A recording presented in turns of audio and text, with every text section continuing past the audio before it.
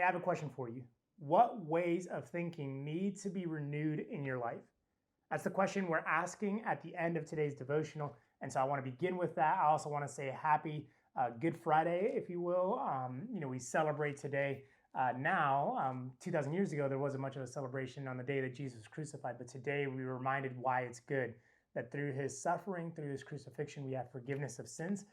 And so I hope that, wherever you're at, you'd be able to reflect on that and take some time to consider that as we jump into Romans chapter 12, verse 2. It says this: "Do not conform to the patterns of this world, but be transformed by the renewing of your mind." There's the spiritual and supernatural side of renewal, the part in which God declares that we are made new and did the work of renewal by sending Jesus to die for our sins, what we celebrate on Good Friday. And it says, but there is also the practical side of renewal, which is part that you and I, put into motion. While renewal begins with the work of God in our lives, it's reinforced and strengthened by the work and steps we take to partner with God's work in our lives. And that process starts in our minds, as the Apostle Paul wrote in Romans chapter 12.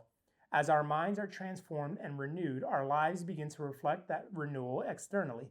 This begins with what we believe, which shapes what we think, which ultimately changes how we behave and how we live.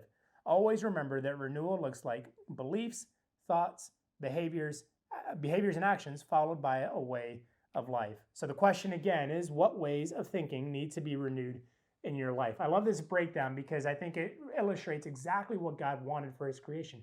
Yes, that God does his part, but that he's invited us, you and I, to partner with him. And that's the same, and there's no difference in renewal.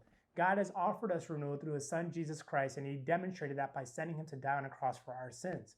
But he also invites us, you and I, to be a part of the renewal process by the way we think and the way we live. And I love how kind of practical this is, if you will, when it says, your beliefs shape your thoughts, and then your thoughts shape your behaviors and your actions, and then you form your behaviors and actions, which create a way of life.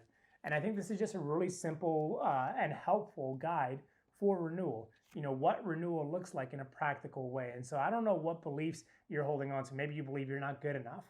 Maybe you believe that you're not worthy. Maybe you believe that you've been rejected. Maybe you feel like you've been forgotten. Maybe you believe that God isn't interested in you, or that God cares for others more than he cares about you.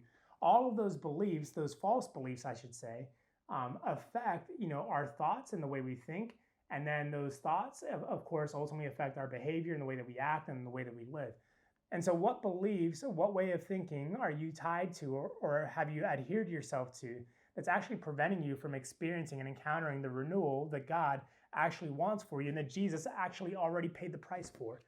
It's a great question, and so I want to encourage you to think about it today as you consider and reflect on the cross and reflect on this Good Friday and think about all that Jesus has done for you.